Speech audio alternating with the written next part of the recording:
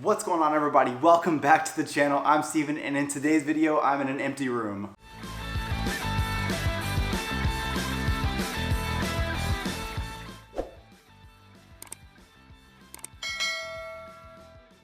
So for those of you that have been following the channel, you know that I've been moving all over the country for the last year, and I finally have a permanent home. I have my own home office, and I actually just got in last night, and I fell asleep right before Taylor Swift released this new song, Lover, for her album coming out called Lover. I woke up to a storm of tweets. Steven, where's your video? Why didn't you make this video? And guys, I drove for 3 days. I was in the car pulling a trailer for 3 days, and I got home last night. I touched my mattress. I don't have a bed frame here, and boom, I was asleep. But a lot of you tweeted for support. You were like, take your time, do whatever you need to do. We just want to see the video. And I thought, you know what? Even though I don't have all of my furniture and my desk and my desktop and all that stuff, that doesn't matter. That doesn't mean that I can't make this video for you guys right now. So in today's video, obviously we're checking out Taylor Swift's Lover. Now, I haven't heard anything about it yet, which is always exciting. The one thing I do know is it is Jack Antonoff, who also did the 1989 album, which, as you guys know, instrumentally, I love that album. He also did Lorde's album, which I thought Lorde's album was so good. So to be able to hear those two collaborate again is going to be really great. I'm going to be looking over at my phone a lot because I do have the lyrics pulled up. So just to let you guys know, the YouTube version of this is going to be cut up. There won't be a ton of audio left in it for copyright reasons, but I will talk about the song and how I feel about it. However, my Patreon members are going to have the entire review/reaction of this, no audio cut out. So if you guys want to check that out, make sure to check out the Patreon. It's one of the links in the description. And thank you so much to all of my Patreon supporters right now. Okay, with all that out of the way, let's check out Lover by Taylor Swift. That bass hits hard. Oh. The dazzling haze, a mysterious way about you, dear.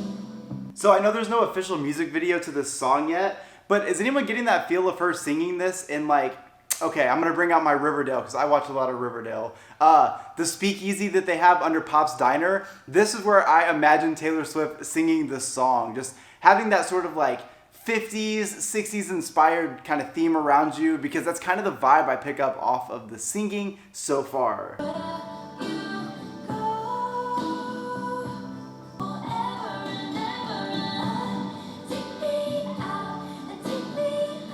I actually like what they've decided to do with the production on her vocals. There's almost this like little bit of an echo effect that makes her sound like she's singing in an empty room. Like there's just that little bit of echo, but for some reason it adds a lot of dynamic to the track, especially on that part in the chorus where she's like, you're my, but the echo that's on the vocals there actually make it feel much more full and give it like a more atmospheric feeling to the sound. I've loved you 3 summers now, honey, but I want 'em all. God, her voice with that breathy sound is so good right there.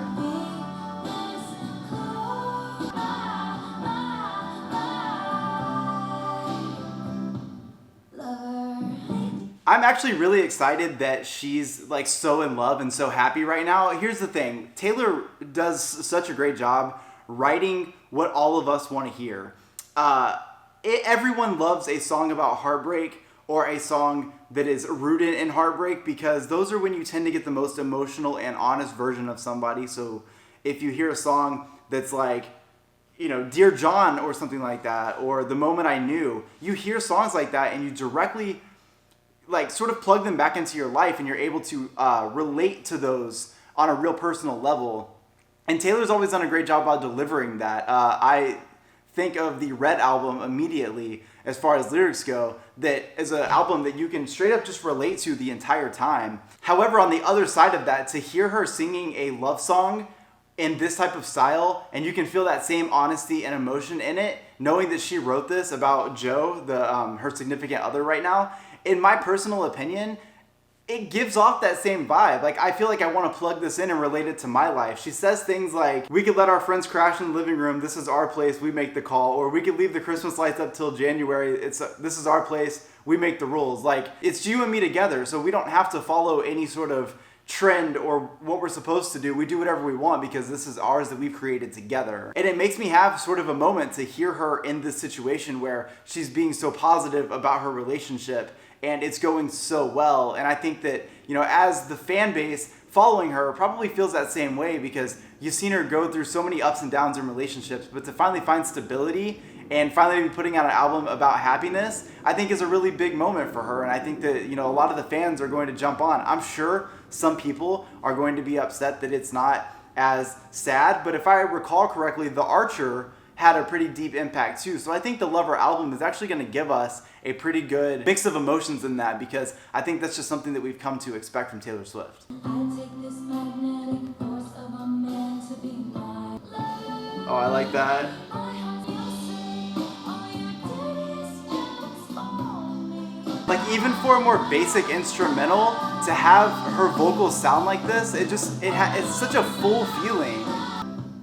Lover. Okay, that was, you know what? So far we've heard 4 tracks. We've heard Me, You Need to Calm Down, The Archer, and now Lover. I liked Me because I'm a big fan of Brendon Urie, and You Need to Calm Down was fun because she took a really cool political stance with that one. I thought The Archer was her deep track, and I think that was the importance of it. I think that's why it's not a single, but she had released this because a lot of fans wanted that deep track. And then we got Lover now, and I feel like we're gonna get a really good mix of emotions here. But I wanna talk about Taylor's honesty in this track, because I think that's really where she shines. And I love in the bridge right here when she says, I take this magnetic force of a man to be my lover. My heart's been borrowed and yours has been blue. All's well that ends well to end up with you. Swear to be overdramatic and true to my lover. And then my favorite part, and you'll save all your dirtiest jokes for me, and at every table I'll save you a seat, lover. Like, anyone who's in a long-term relationship or been in a relationship where you're that close with your significant other, you know that there's like jokes that you say amongst each other that you would never share with anyone else, and there's inside jokes, and it's just like a known thing that wherever you go, that person will be with you. And I can think of my personal life where you do have to go through relationships that are not so great to end up at Taylor's Joe level, to end up at that moment. And a lot of people listening to this are probably going to pick that up, just how honest she's being about it, because it shows where she's at in her relationship and how happy she is. And overall, I like this song. The only things I saw about this song on Twitter when I woke up this morning were that everybody would like to get remarried or in a new relationship to get married, to be able to use this song at their wedding day. And I could see it 100%, especially if someone just plays the bridge. Like, you just get the rings out getting ready to be married, and you're like, okay, can you play the bridge really quick? I want those to be my vows to my husband or my wife. And I think that's a super cool thing to be able to get from Taylor, because even though she's had love songs in the past, I feel like she is most known for those hard-hitting tracks. I mean, the fan favorite, the pedestal track that everybody has put on is All Too Well, which is extremely depressing.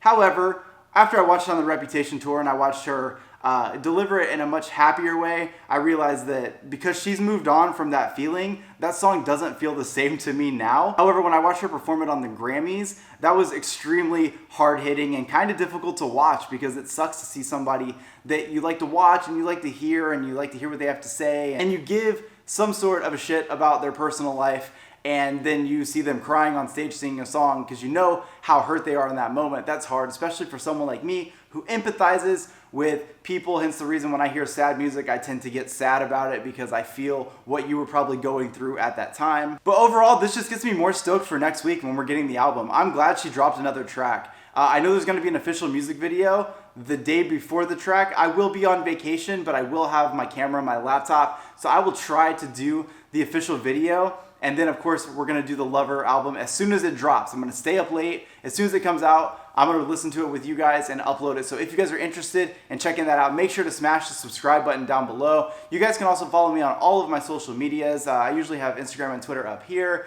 And then I have Patreon down at the bottom, so if you don't want to watch this all cut up with only a little bit of audio, you can check out my Patreon. One of the links in the description. Thank you guys so much for all of your support through my move and everything else, and taking a 5-day hiatus. I hate to do that. Also, let me know in the comment section what you guys thought about this track. Is this going to be your love anthem for the next year, or were you guys really not feeling it? Let me know down below. I'll catch you guys in the next one. Peace.